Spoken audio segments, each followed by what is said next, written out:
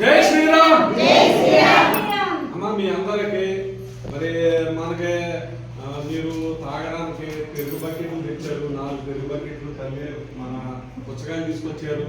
మళ్ళీ ఏమో జావ తాగుతానన్నారు, జావ పెట్టారు వచ్చారు. మరి సురేష్ గారు మనకి ఆప్తులు, మన ఆశ్రమానికి గతంలో చాలా చేశారు. ఈయన మేడం గారు జాబ్ వస్తే ఫస్ట్ శాలరీ ఇక్కడ మనకి ఖర్చు పెట్టారు. అమ్మా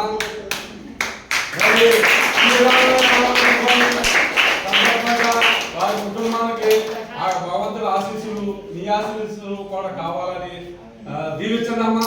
వారి కుటుంబాన్ని, వారి కుటుంబాన్ని అందరినీ. మరి ప్రతి సంవత్సరం మనల్ని మర్చిపోకుండా, మన ఆశ్రమాన్ని మర్చిపోకుండా ఏదో ఒక కార్యక్రమం చేస్తూనే వస్తున్నారు భీమవరపు సురేష్ గారు. మరి వీరు ఫైనాన్షియల్గా బాగా కలిగిన వారు. ఎవరైనా ఏదైనా కష్టం అంటే గబుక్కుని ఆదుకుని వ్యక్తి.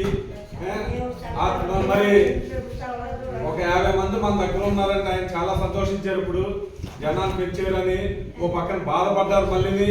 ఎందుకంటే జనం ఇలాగా ఆశ్రమాల్లోకి చేరిపోతున్నారు, తల్లిదండ్రులు పిల్లలు ఎవరు పట్టించుకుంటలేదు ఆమెని అని కొంచెం బాధపడ్డారు. అయినా కూడా మీకు ఏ లోటు రాకూడదనే ఉద్దేశంతో మరి 4 పెరుగు బకెట్లని, పుచ్చకాయలని, మరి రాగి పిండి అని పట్టుకొచ్చారమ్మా.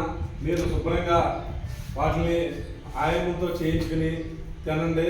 తిని శుభ్రంగా మీరు వారి కుటుంబం ఎల్లప్పుడూ చల్లగా ఉండాలని దీవించండి అమ్మా. జై జై.